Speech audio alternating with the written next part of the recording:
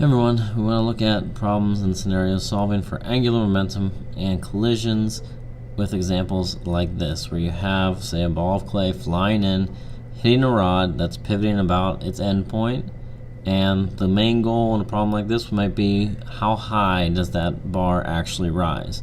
So it's very similar to what we did with ballistics pendulums way back in linear momentum, but before we didn't really care about the mass or the length of the actual rod. Since we now know that there are things like moment of inertia that you have to worry about, then you have to actually take that into consideration when you do a problem like this. You can't just take it straight as mv plus mv.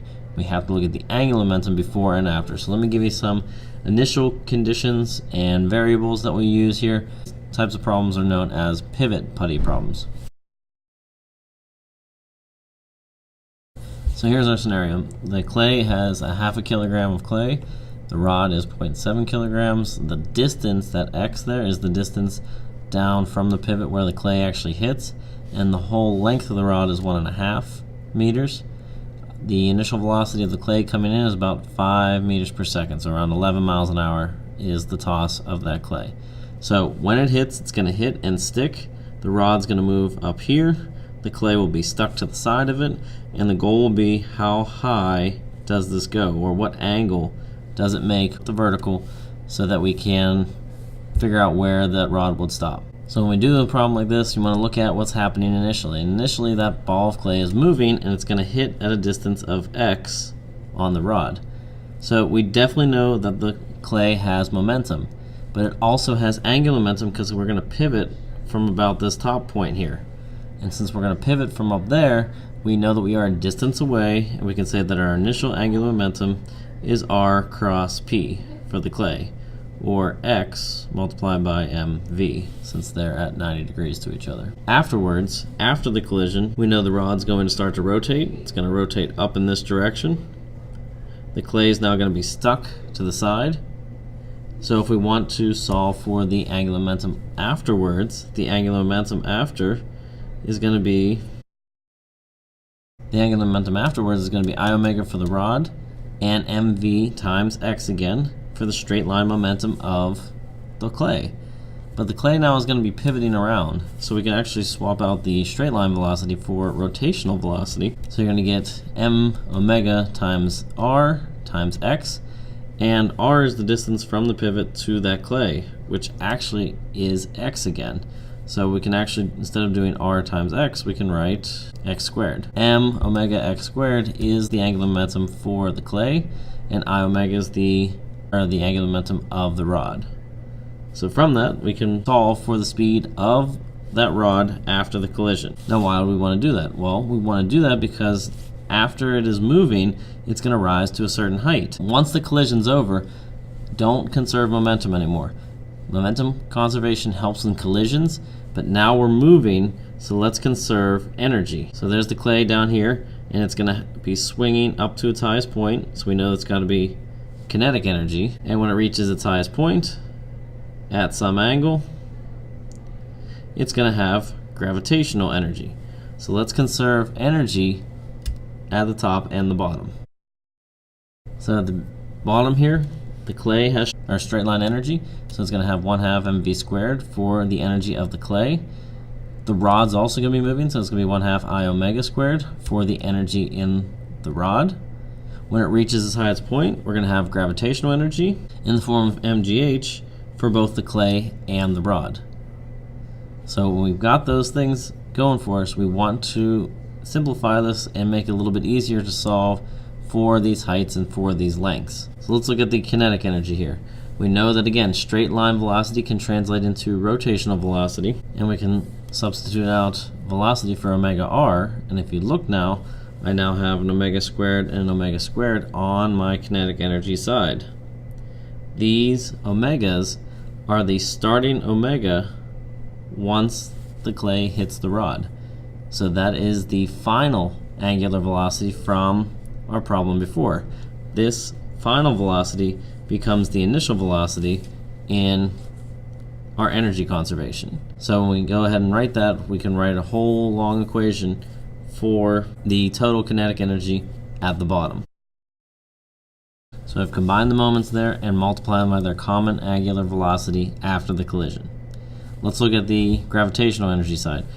We need to figure out how high that clay and the rod actually travel. The nice thing is they are going to go to the same height, but think of this like a pendulum. If we take the height to be how high up they go from their lowest point, then remember that the length of the rod never changes, and the length of the rod here never changes. What does change is the angle that they make, and really as we swing up through this angle here, we can make ourselves a nice right triangle. So as it swings up to its highest point, it's going to rise a certain height, and we can use this right triangle here to solve for our theta. For the clay, that's going to be easy. It's going to be x, which is the length, which is the length of where the clay hits, all the way to this component right here in green, which is going to be x cosine of theta.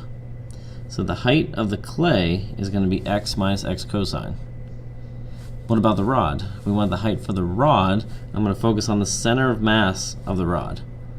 So when I do that, I'm going to say that, all right, the height of the rod is going to go d over 2, since that's the half the length of the entire rod, up to d over 2 cosine of theta. So that's the height of the center of mass rises from its lowest point. So I'm going to put those two heights in here for the rod. I'm going to put that height in here for the clay. And let's write ourselves an equation for gravitational energy at the end. So if I look at the gravitational energy for the rod as it rises, it's mg times the d over 2 minus d over 2 cosine. And I'm going to do the same thing for the mass in the clay. But what we can do is pull out anything that's common in there. The d over 2 is common. So I can write it as mg d over 2 1 minus the cosine of theta. I'm going to add that to the gravitational energy of the clay, which is going to be mgx multiplied by the quantity 1 minus cosine of theta. And the nice thing about that is that they both have a 1 minus cosine, so we can simplify this even further. And we can simplify that to mg d over 2 plus mgx times 1 minus cosine of theta. Remember, our ultimate goal here is to solve for this angle of theta. So all I'm going to have to do is divide over all of my mgh's for the rod and the mass. Remember, both of those masses there are separate masses. One of the masses is the mass of clay, and the other mass is the mass of the rod. Same over here. You've got the moment of inertia of the rod and the mass of the clay that you're dealing with. Remember, moment of inertia for the rod rotating about its endpoint, it's going to be 1/3 ml squared in this case, 1/3 md squared. And we're going to put that in for our moment of inertia. We're going to use our conservation of momentum from over here to solve for that final angular speed, and putting in the numbers from above, work through it, calculate it, and let's see what you get.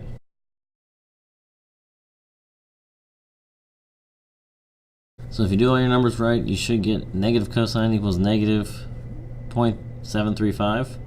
Again, I'm looking for that angle of theta, so there's minuses on both sides. I can eliminate them.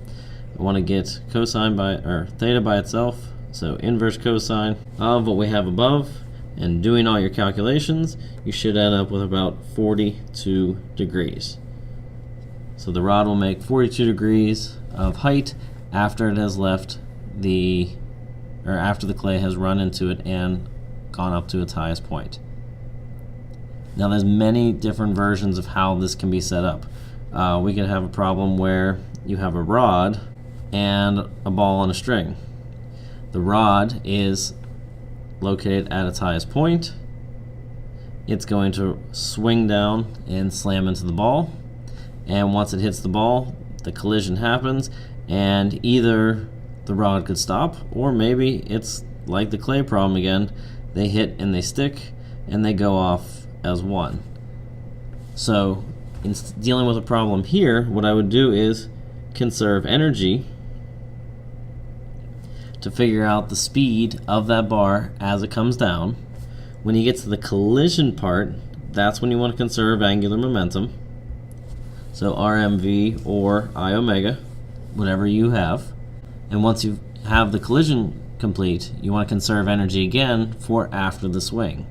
So you could only lose energy really during the collision here, but before and after you can worry about the energy you have before and after the collision and not really worry about any losses due to friction, heat, or sound. That's all taken care of down here in the angular momentum collision. Try a couple on your own. We'll do another one in class tomorrow, and good luck.